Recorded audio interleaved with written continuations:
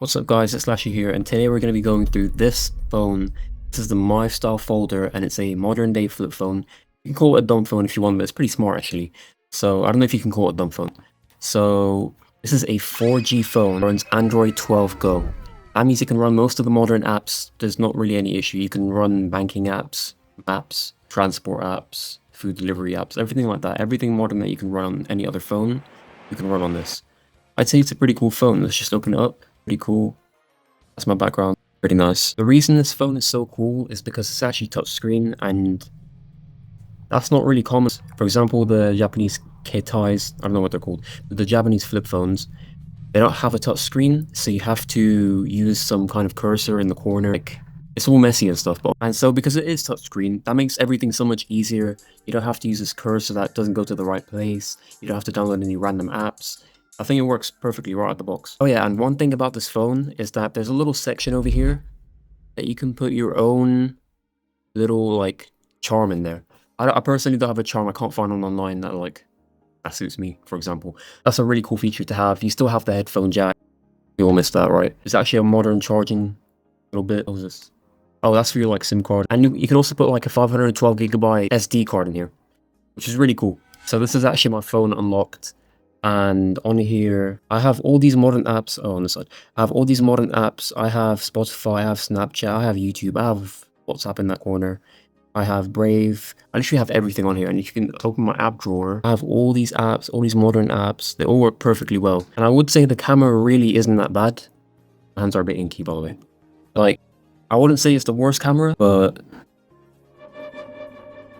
also, for some reason, the camera's on the bottom. So a couple of good points I can make about this phone is that the battery's pretty good. It lasts a full day. If you want a dumb phone, then I'd say this is probably the smartest dumb phone. So it's not really dumb, but I'd say it's so slow on loading apps that it just makes it painful to doom scroll on.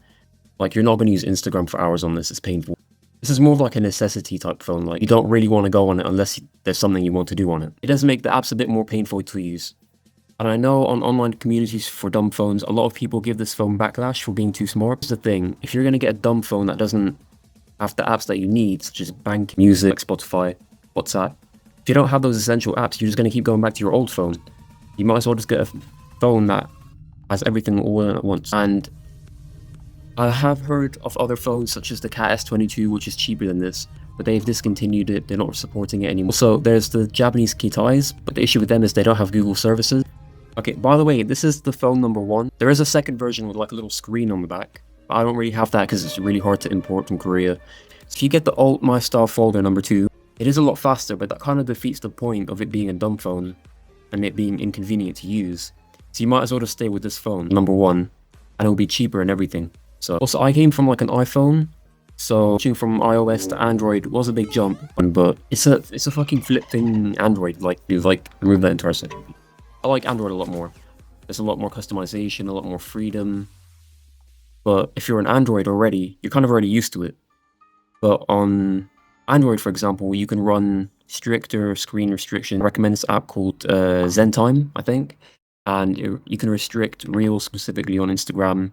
You can specifically block TikToks. You can actually still go on your messages and stuff.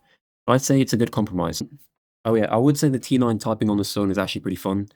It has like a learning curve to it, but like after a couple of months, you do kind of speed up at it and you write words almost instantly, pretty much. But one thing, I don't know if this is across all T9 phones or not. One thing I've noticed is it kind of takes a long time to click on a different letter on the same pad. For example, if I want to get to B directly after using A, I'd have to wait like 3 or 4 seconds. So sometimes to get rid of that, you just have to double click the 0 button in between clicking the different numbers or letters, and it resets them. So you don't have to wait that 4 seconds just to write the same, like a different letter or the same letter. I would definitely say this phone is a conversation starter. I've had every single time I flip it open in front of other people, they just ask me why, where. Like, there's no negative comments, but you will get a lot of questions as to how and why. So just get ready for that. And I'm not saying it's a bad thing, it's actually a pretty good thing, because I think I've maybe convinced 1 or 2 other people to look into getting a phone like this, like a dumb phone. But unfortunately, there are negatives that we need to talk about. The biggest negative I've had with this phone is, when I first got this phone, I was using this SIM card called Voxy. And Voxy's like a company under Vodafone. So if you're using Voxy, or Vodafone, I'd say watch out because it might not work for you. I'd say after switching to EE, it has worked flawlessly. But before, I wasn't really receiving calls that often. Like, it wouldn't let me receive calls. All the messages came through fine, but it was just a bit buggy before. But after switching to EE on this phone, it worked flawlessly. And another thing I've heard is for Americans, if you're watching this video, I've heard this phone doesn't really work well for you, as in most SIM card carriers don't really support this phone in the US. I'd recommend you do a lot more research before getting this phone. Just research on Reddit or something like that. But for my European brother, this works perfectly almost all the time. Just check your network bands, check on websites. You don't want to get a phone only to find out that it doesn't really work with your SIM carrier. It's just really disappointing. So I'd say check. Okay, and when searching for a dumb phone, I'd say this is probably the smartest dumb phone that you can get your hands on. You can still download Instagram, TikTok, Facebook, all of that. I'd say it feels too slow to actually use it constantly for a long time.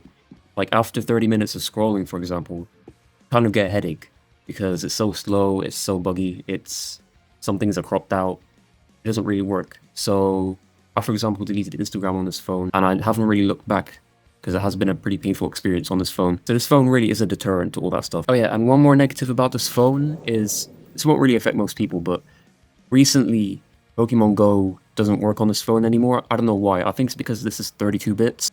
It isn't really supported on the phone anymore. So if you're looking specifically to play that game on this phone, then they don't support it anymore. They just dropped this like 3 days ago.